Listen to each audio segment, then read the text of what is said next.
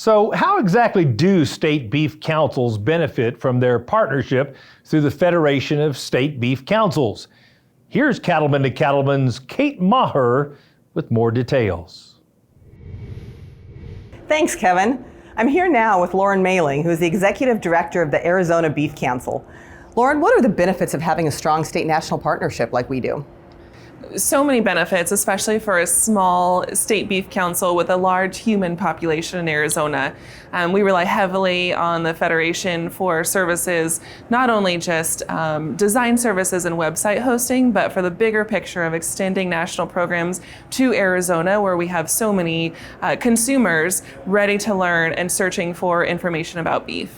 So talk about some of those events then maybe that you put on in Arizona through the Beef Council, aimed at driving demand with those consumers.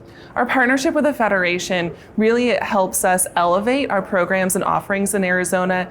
And a few examples are when we work with the Arizona Career and Technical Education teachers and being able to have a top expert in the culinary world present to our Arizona teachers, who will then extend that information to their many students in the classroom that they'll reach that year.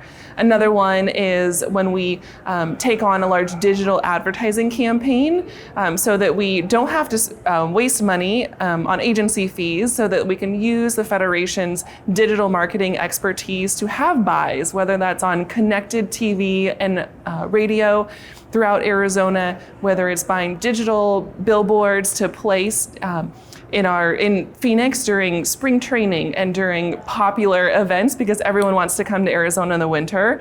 And then also utilizing top nutrition experts to come talk to our nutrition audiences in Arizona, so that we bring that credibility when we reach Arizona consumers.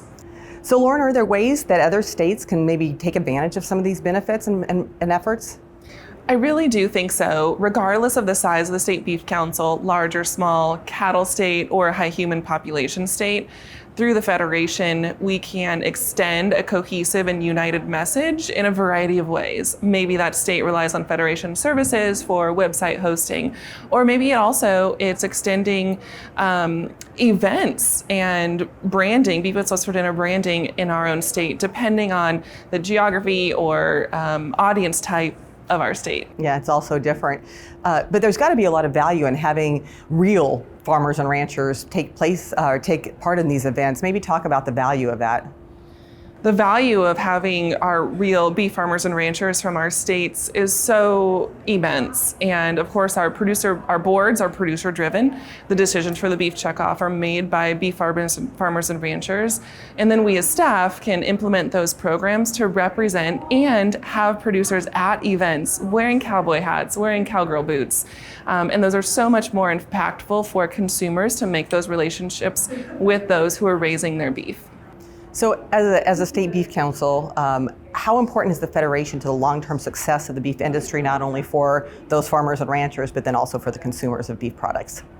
Those who started the Federation of State Beef Councils 60 years ago had true vision in unifying an effort in beef promotion and education across the country. So I'm so thankful to those who had that insight 60 years ago, and moving forward to the next 60 years, we beef farmers and ranchers utilize the most efficient and effective technology as well to share beef messages and ensure that beef is the most preferred protein in the world. Well, thank you for being here and chatting with us, and thank you so much for all your efforts and the work that you do in that regards. Thanks for having me.